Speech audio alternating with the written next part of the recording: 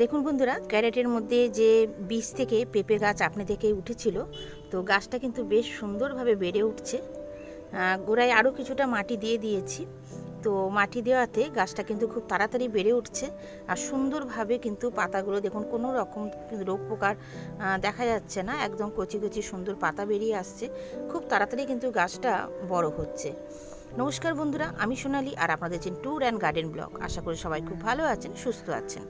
তো পেঁপে গাছ আমরা ছাদ বাগানে অনায়াসেই করতে পারি। আর দেখুন, এটা কিন্তু বীজ থেকে তৈরি হওয়া পেঁপে গাছ। আমি কোনো রকমভাবে কিন্তু চারা নিয়ে এসে লাগাইনি।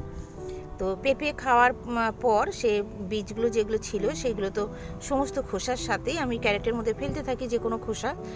তো তার থেকে কিন্তু চারাটা বেরিয়েছে আর বেশ সুন্দরভাবে বেড়ে উঠছে। এর মধ্যে রেখে দেবো, গাছটাকে বড় করব আর পরবর্তীকালে এই ক্যারেটের মধ্যে আরও বেশ কিছু সার মাটি দিয়ে দেবো। এখানে একটা উচ্ছে গাছ হয়েছে। তো উচ্ছে গাছটার মধ্যে এসে দেখলাম, দেখুন ছোট ছোট কিন্তু উচ্ছে ধরছে। এই গাছটাও কিন্তু আপনা থেকেই হয়েছে। তো বেশ কিছু সবজি গাছ, সেগুলো কিন্তু আপনা থেকেই হয়। আমরা সবজির খোসাগুলো যেহেতু সার হিসাবে আমাদের ছাদ বাগানে ব্যবহার করে থাকি। এখানে পেয়ারা গাছটায় পেয়ারাগুলো দেখুন কত বড় সাইজের হয়েছে, বেশ বড় হয়েছে। এখনও কিন্তু অনেকটা বড় হবে। বেশ অনেক কটা পেয়ারাই কিন্তু গাছে এখনও রয়েছে।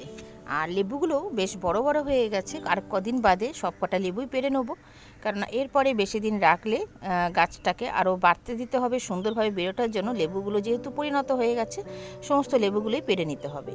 এইখানে আমার যে এগুলো পাতি লেবুগুলো আছে, এই পাতি লেবুগুলোও দেখুন একদম হলুদ হয়ে যাচ্ছে। তো এগুলোকেও সব পেরে নেবো খুব তাড়াতাড়ি। সমস্ত ফলগুলো যেগুলো পরিণত হয়ে গেছে এগুলোকে হারভেস্ট করে নেবো, নিয়ে গাছটাকে আবার নতুন করে রেডি করব সামনে আবার ফল দেওয়ার জন্য। তো তার জন্য কিছু সারও আবার গাছকে যখনই ফল তুলে নেবো তারপরে কিন্তু গাছে কিছু সার আমি দিয়ে দেবো। তো এখন বর্ষাকাল চলছে, বর্ষাকালে আর সেইভাবে সার দিই না, কারণ বৃষ্টির জলটা সবসময় পড়তে থাকে। তবে বর্ষার আগে আমি সমস্ত গাছেই সার দিয়ে দিয়েছি। সেটা তো আপনাদেরকে এর আগে একটি ভিডিওতে দেখিয়েছি আমি কি কি সার দিয়েছি। বর্ষার আগে যদি কোনো গাছে সার দেওয়া যায়, তাহলে সেই গাছগুলো কিন্তু বর্ষার জল পেয়ে আরও সুন্দরভাবে বেড়ে ওঠে। সুন্দরভাবে তার কচি কচি পাতা যেমন বের হয়, গাছগুলো এত সুন্দর দেখতে লাগে, দেখে আপনার নিজেরই ভালো লাগবে। তো বর্ষার আগে যারা এখনও সার দেয়নি, যেদিনকে দেখবেন আকাশ ভালো আছে, কোনো রকম বৃষ্টি হচ্ছে না হয়তো 1-2 দিন, সেদিনকে আপনারা সারটা দিয়ে দিতে পারেন। এখানে দেখুন, এখানে একটা কামরাঙা গাছ আছে, মিষ্টি কামরাঙা গাছ। তো এই গত বছর এই কামরাঙা গাছটা আমি ছোট্ট একটা চারা কিনেছিলাম। তো এই গাছটাতেও কিন্তু আমি সার দিয়ে দিয়েছি বর্ষার আগে। দেখতে পাচ্ছেন এখনও সারগুলো ওপর ওপর দেখা যাচ্ছে। তো গাছটা দেখুন কত সুন্দরভাবে বর্ষার জল পেয়ে কত তাড়াতাড়ি বেড়ে উঠেছে আর খুব হেলদি গাছটা। আর দেখুন ফুল আসতে শুরু করে দিয়েছে, কামরাঙার ফুল। এর আগেও ফুল এসেছিল, ফল হয়েওছে। তো আবার নতুন করে কিন্তু ফুল আসতে শুরু করে দিয়েছে। আপনারা আপনাদের ছাদে একটা মিষ্টি কামরাঙা আনতেই পারেন। গাছে কিন্তু খুব ভালো কামরাঙা ধরে, একদম ছোট্ট থেকে গাছে কামরাঙা ধরবে। আর কামরাঙাগুলো বেশ মিষ্টি হয়, সাইজও কিন্তু বেশ বড় হয়। দেখুন বন্ধুরা, এখানে যে বুদ্ধজয়ী গাছটা আছে, বুদ্ধজয়ী গাছটা এখনও কিন্তু প্রচুর পরিমাণে ফুল দিচ্ছে। এই গাছ আপনারা একটা ছাদ বাগানে নিয়ে আসবেন, সারা বর্ষাকাল জুড়ে কিন্তু প্রচুর পরিমাণে ফুল দেবে। গাছটায় প্রথমবার যখন ফুল আসে, ফুলটা হয়ে যাওয়ার পর এই যে দেখছেন শুকিয়ে যাওয়া অংশগুলো, এইগুলোকে কিন্তু আমি কেটে দিয়েছিলাম। তো এইগুলোকে কেটে দেওয়ার পরে আবার দেখুন কচি কচি ডালপালা বের হচ্ছে, আর তাতে কিন্তু প্রচুর পরিমাণে কুঁড়ি আসছে, তেমন ফুলও হচ্ছে। খুব সুন্দর একটি ফুল আর গন্ধ, একটা মিষ্টি গন্ধ ছাড়ে। আপনারা এই গাছগুলো অনায়াসে আপনাদের ছাদ বাগানে অ্যাড করতে পারেন, সুন্দরভাবে ছাদটাকে সাজিয়ে তোলার জন্য। এই গাছটা কিন্তু লতানো গাছ, তো আপনারা লতানো হিসাবেও যদি দেয়ালের ধারে দিয়ে দেন, দেখতে অপূর্ব লাগবে। তো আমি এখানে একটি বালতির মধ্যে রেখেছি, এখানে কোনো আমি লুতিয়ে উপরে তুলছি না, খুব ছোট করেই রেখেছি, বেশি বাড়তে দিই না, কারণ একটু ঝোপালো করার চেষ্টা করছি গাছটাকে। আর এই যে শুকিয়ে যাওয়া অংশগুলো যখনই ফুল হয়ে যাবে অবশ্যই কিন্তু এগুলোকে কেটে দেবেন। দেখুন অনেক আমি কেটে দিয়েছি, আবার এইগুলো যেগুলো রয়েছে ফুল হয়ে গেছে এগুলোকেও কেটে দেবো। এখানে একটি শিউলি ফুল গাছ আছে, শিউলি ফুল গাছটা বেশ সুন্দরভাবে বেড়ে উঠেছে। তো সামনেই যখন শরৎ আসবে, তো শরৎকালের আগেই 1-2 মাস আগেই কিন্তু এই গাছটাকে আমি নতুন করে আবার রিপোর্টিং করব।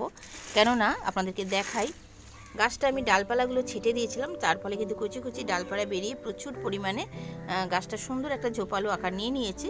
কিন্তু এই যে মাটিটা দেখতেই পাচ্ছেন, এইটা শেকড় একদম ভরে গেছে। তো এই মাটিটাকে আমাকে চেঞ্জ করতে হবে, শেকড়গুলোকে কিছুটা পরিমাণে কেটে দেবো, কেটে দিয়ে গাছটাকে আবার নতুন করে তৈরি করার চেষ্টা করব, যাতে শীতকালে মানে শরৎকালে প্রচুর পরিমাণে ফুল দেয়। তো সেই জন্য গাছটাকে রেডি করার জন্য সার মাটি দিয়ে গাছের শেকড় কিছুটা কেটে গাছটাকে নতুন করে আবার প্রতিস্থাপন করতে হবে। বেশ কিছু গাছ আছে যেগুলো পুজোর সময় বলুন বা শরৎকাল বা শীতকালে এই সময় করে ফুল দিতে থাকে। তো সেই গাছগুলোকে কিন্তু ঠিক বর্ষা চলে যাওয়ার পরেই আবার নতুন করে তার শেকড় কেটে রিপোর্টিং করার সময় হয়ে যায়। তো আপনারাও সেই কাজটা অবশ্যই করে নেবেন বর্ষার শেষে, এখন কিন্তু কোনো সময় করবেন না, বর্ষাটা চলে যাক তারপরে করবেন। কেননা এই শেকড়গুলো যদি না কাটা হয় তাহলে সেই সব গাছগুলো কিন্তু খুব ভালো মতো ফুল দেবে না। এখানে দেখুন, এখানে অ্যালামুন্ডা গাছটা আছে। এই গাছটা এই বর্ষাকালে প্রচুর পরিমাণে ফুল দেয়। এই গাছগুলো আপনারা আপনাদের ছাদ বাগানে আনতে পারেন। অ্যালামুন্ডার দুটো ভ্যারাইটি আছে। এটা যেমন দেখুন একটু বড় সাইজের ফুল, এটা লতিয়ে ওপরে ওঠে। তো দেয়াল ধারে বা পাঁচিলে এইসব গাছগুলো দেখা যায়, ধারে দেওয়া হয়। আর এটা আমার ছাদ বাগানে একটি বালতির মধ্যে দেয়া রয়েছে। তো এই গাছগুলো আপনারা লাগাতে পারেন, যারা গেটের সামনে সুন্দর করেও সাজাতে পারেন। আর এই ফুলেরই আরেকটি ভ্যারাইটি আছে যেটা ছোট আকারের হয়, প্রচুর পরিমাণে ফুল ফোটে, তার পাতাগুলো কিন্তু একটু ছোট হয়, ফুলগুলোর সাইজগুলো ছোট হয়। তো সেই গাছটাকেও আপনারা আপনাদের ছাদ বাগানে আনতে পারেন। অসম্ভব সুন্দর দেখতে লাগে যখন প্রচুর পরিমাণে ফুল ফোটে। দেখুন এই গাছটা তো প্রচুর ফুল আসে, প্রচুর কুড়ি আসে। আমার কাছে দুটো ভ্যারাইটি আছে, এখানে যেমন হলুদ দেখছেন, আর একটা আছে হালকা পিঙ্ক কালারের। দেখুন গাছটা বেশ লম্বা, এই গাছটা ওইটা তো ফুল ফুটতে শুরু করে দিয়েছে। আর ওই গাছটা আমি ডাল থেকে তৈরি করেছি। আর এই গাছগুলো ডাল কাটিং করেও কিন্তু অনায়াসে করা যায়। এই বর্ষাকালে বেশিরভাগ গাছের ডাল আপনারা যদি কাটিং করে লাগান, সেতে কিন্তু নতুন নতুন চারা আপনারা তৈরি করে ফেলতে পারবেন। তো একটা গাছ আনলে তার থেকে অনায়াসে অনেক চারা আপনারা তৈরি করতে পারবেন। যারা বর্ষাকালে এখনও ডাল কাটিং করেনি, বর্ষাকালে কিছু কিছু গাছের ডাল আছে, যেমন জবা গাছ বলুন, এখানে অ্যালামুন্ডা বলুন, আরও অনেক রকমের গাছ, নাকচম্পা, এগুলো ডাল কাটিং করে আপনারা কিন্তু এখন চারা তৈরি করে ফেলতে পারেন। এই সময় চারা তৈরি করার একদম আদর্শ সময়। তো একটু অ্যালোভেরা জেল লাগিয়ে বা রুটিন হরমোন লাগিয়ে অনায়াসে আপনারা যদি মাটি বালির মিশ্রণ করে তাতে বসিয়ে দেন, কদিনের মধ্যেই কিন্তু তার থেকে দেখুন শেকড় বেরিয়ে এসছে। তো আপনারা একটা গাছ এনে তার থেকে অনেক ধরনের বা অনেক চারা তৈরি আপনারা করে ফেলতে পারবেন। তো বন্ধুরা দেখুন এই একটা গাছ, এটাকে দেখাই, এই গাছটা আমার কাছে আছে।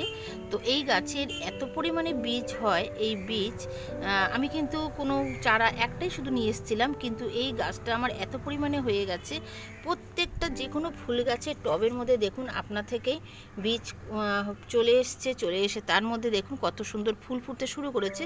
তো ফুলগুলো সুন্দর বলে আমি আর এখান থেকে তুলিনি, থাক, সরু সরু গাছগুলো বেশি মোটাও হয় না, তো কোনো অসুবিধা হচ্ছে না।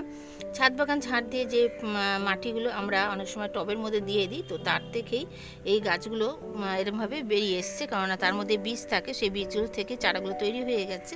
প্রচুর পরিমাণে এই ফুল গাছটা আমার ছাদ বাগানে হয়ে গেছে। তো বন্ধুরা ভিডিওটা আর বেশি বড় করছি না, আজ এই পর্যন্তই। আর পরবর্তী আবার নতুন ভিডিওর সাথে আপনাদের সাথে দেখা হবে। সবাই খুব ভালো থাকবেন, সুস্থ থাকবেন। আর যদি ভিডিওটা ভালো লাগে একটা লাইক করতে ভুলবেন না, আর আপনারা শেয়ার করতেও ভুলবেন না। আর আপনাদের মূল্যবান মতামত অবশ্যই আমাকে কমেন্ট করে জানাবেন।